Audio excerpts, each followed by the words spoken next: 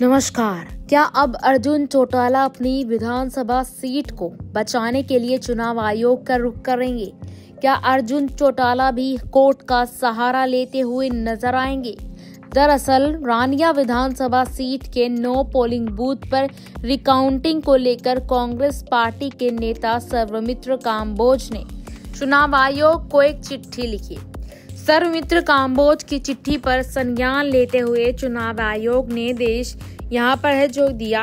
कहा गया कि रिकाउंटिंग की जाएगी। जो रिकाउंटिंग होनी थी वह 9 जनवरी से 13 जनवरी तक होनी थी, लेकिन उससे पहले ही सर्वमित्र काम्बोज ने इस प्रक्रिया पर रोक लगवा दी और यहाँ पर सर्वमित्र ने बड़े गंभीर आरोप लगाते हुए नजर आए। हरियाणा के सिरसा जिले के रानिया विधानसभा क्षेत्र में ईवीएम वीवीपैट के मिलान प्रक्रिया को बीच में ही रोक दिया गया। सिरसा मुख्यालय पर 9 बूथों पर मिलान प्रक्रिया होनी थी। यह प्रक्रिया कांग्रेस पार्टी के प्रत्याशी और नेता सर्वमित्र काम्बोज की मांग पर की जा रही थी, लेकिन ईवीएम का मॉक पोल होते ही सर्वमित्र काम्बोज ने पूरे प्रोसेस को रुकवा दिया। उन्होंने कहा कि यह प्रक्रिया सुप्रीम कोर्ट की गाइडलाइन और चुनाव आयोग के नियमों के अनुसार नहीं की जा रही है। इसके बाद काम्बोज केंद्र से बाहर निकले और मीडिया के सामने आए और उन्होंने कहा कि चुनाव आयोग द्वारा यह पूरी तरह से पक्षपातपूर्ण तरीके से किया जा रहा है।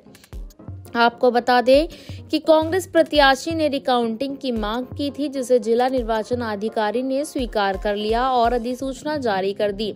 आपको बता दें कि हरियाणा विधानसभा चुनाव 2024 में रानी विधानसभा सीट पर इंडियन नेशनल लोकदल के प्रत्याशी अर्जुन चौटाला ने कड़े मुकाबले के साथ जीत दर्ज की थी।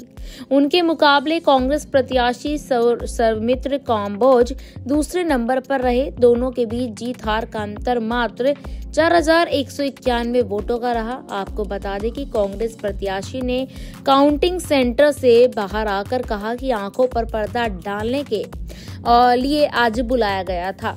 कुछ और सोचकर आए थे और कुछ और सोचकर हमने ये ट्राई किया। आज जो चेक एंड वेरिफिकेशन की जो प्रक्रिया थी, इसमें सुप्रीम कोर्ट के आदेश की जो है यहाँ पर तुलना की जा रही है और चुनाव का जिस दिन रिजल्ट आया था उस समय नियम होता है तो संतुष्ट नहीं होता, वह 7 दिन के अंदर अप्लाई कर सकता है। हमने 9 बूथों पर एतराज जताया था।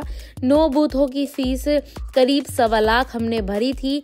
सोचा था कि जिन 9 बूथों की ईवीएम और वीवीपैट हमारे सामने आई है उस पर रिकाउंटिंग होगी।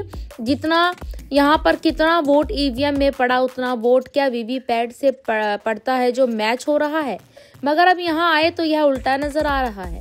इन्होंने कहा 2 ईवीएम रोज खोलेंगे। 2 ईवीएम और वीवीपैट सामने लाए गए। इन्होंने जब प्रक्रिया शुरू की तो ईवीएम का जो एक्चुअल डेटा था उसकी गिनती ही नहीं हुई, इसका मिलान ही नहीं हुआ।